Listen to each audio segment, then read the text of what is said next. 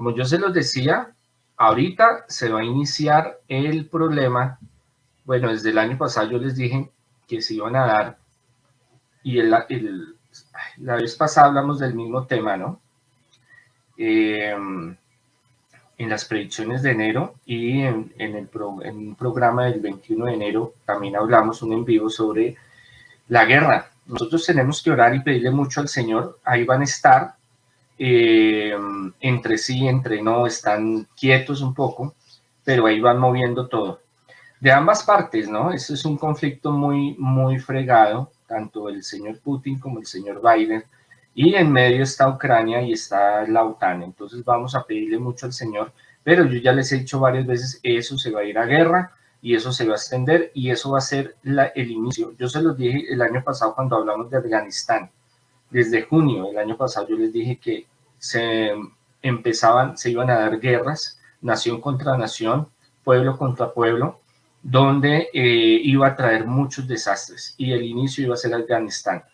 La salida tan terrible de Estados Unidos. Y ahorita, y yo les dije el año pasado y este año en las predicciones, que África y Afganistán iban a pasar una serie de circunstancias terribles, entonces hay que orar mucho por ellos.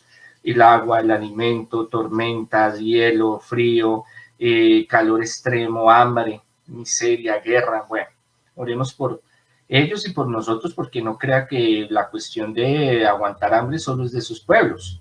No, señor, eso también. Hay muchos en las ciudades, en el campo, que así tengan por oportunidad muchas cosas, se dan a veces circunstancias difíciles en la ciudad. Hay muchas veces que uno no tiene los recursos y pues a veces le toca pasar a uno necesidades. Y yo los entiendo muy bien porque yo pasé muchas necesidades de niño, de joven, aún de adulto. Ya gracias al Señor a mí me ha prosperado bastante, gloria al Señor. Pero igual eso está ahí, eso queda, ¿no? De esas circunstancias. Pero Dios es grande y Dios no nos abandona. Entonces, esto va a ser un inicio. Yo les decía la vez pasada de, puede ser en estos días o en los meses que vienen.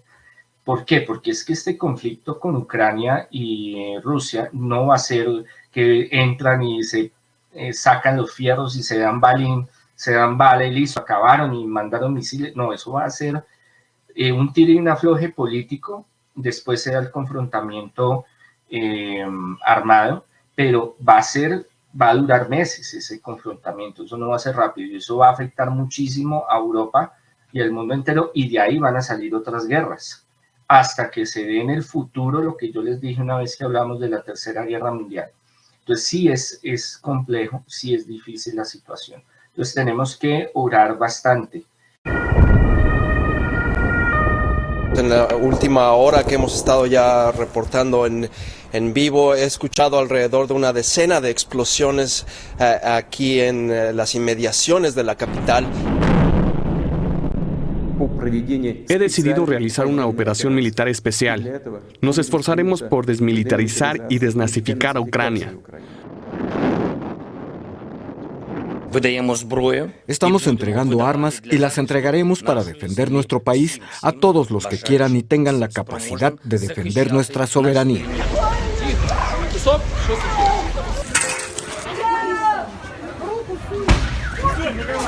$13.477 bajas civiles, 5.587 muertos, 7.890 heridos.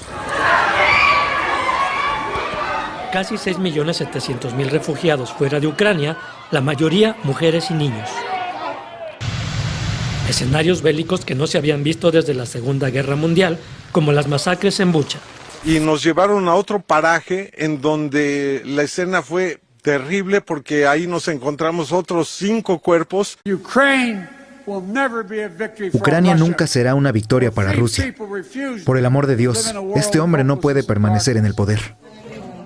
El sitio de Mariupol y la violenta toma de la planta de la acerera Azovstal. Las amenazas de peligro por radiación en las centrales nucleares de Chernobyl y Zaporilla. Ocupación de Rusia de los oblasts de Donetsk y Lugansk. En lo externo, la invasión militar rusa provocó la inclusión en la OTAN de Suecia y Finlandia, así como la colaboración de la Alianza Atlántica para contener la agresión.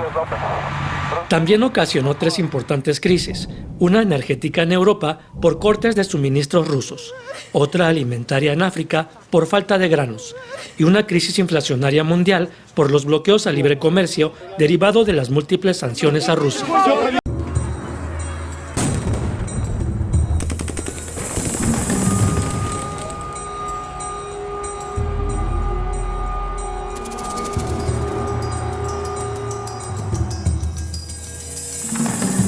Decision has been made of a special military operation.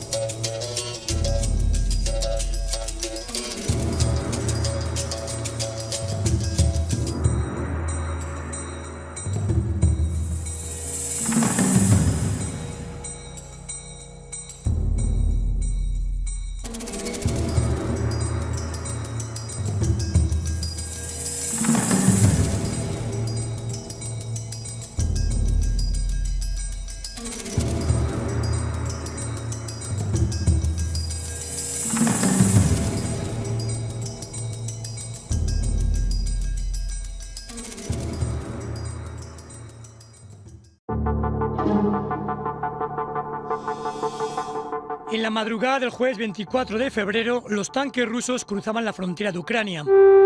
Aquel día, las sirenas sonaban en la capital, Kiev, anunciando ataques aéreos. Desoyendo las advertencias de Occidente, el presidente de Rusia, Vladimir Putin, finalmente había ordenado la invasión. A mediados de agosto, esta era la situación militar de Ucrania después de la invasión de Rusia. Coloreado en rosa vemos las posiciones rusas al sur del país y también al este. Por ahora, la guerra está en un estado de cronicidad, se está prolongando en el tiempo. Precisamente pérdidas es lo que ha traído la invasión. Veamos los datos hasta el 19 de agosto. La Oficina de Derechos Humanos de las Naciones Unidas estima que más de 5.500 civiles ucranianos han muerto y otros 7.000 han resultado heridos. Más difícil es cuantificar el número de militares rusos muertos en la invasión, porque las cifras varían, y mucho. Moscú admite que son más de 1.300. La OTAN estima de 7.000 a 15.000. Para Ucrania son más de 43.000. Y el gobierno de Estados Unidos asegura que superan las 75.000 bajas. La Agencia de las Naciones Unidas para los Refugiados estima que ha habido más de 11 millones de personas que salieron de Ucrania tras la invasión. De ellos, dice que más de 6,5 millones son refugiados. Si hablamos de pérdidas económicas, la peor parte se la lleva a Ucrania.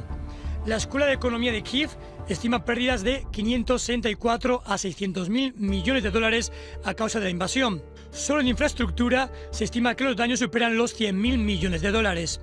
Y se han perdido más de 4,5 millones de puestos de trabajo. Cuantificar las pérdidas económicas de Rusia tras las sanciones y la pérdida de mercados europeos, además del estadounidense, es difícil. Solo en la congelación de activos rusos en el mundo, la cifra ya alcanzaba el billón de dólares, según el ministro de Finanzas francés, Bruno Le Maire. ¿Y qué depara el futuro? Es una guerra impredecible en el resultado, pero predecible en la continuidad de una agresión mutua permanente, sobre todo de Rusia hacia Ucrania, porque el señor Putin no va a ceder. Mientras Occidente sigue proveyendo armas a Ucrania, en especial Estados Unidos, con casi una veintena de paquetes de ayuda que suman más de 10.000 millones de dólares. Más armas para una guerra que 6 meses después de su inicio no parece tener un final cercano.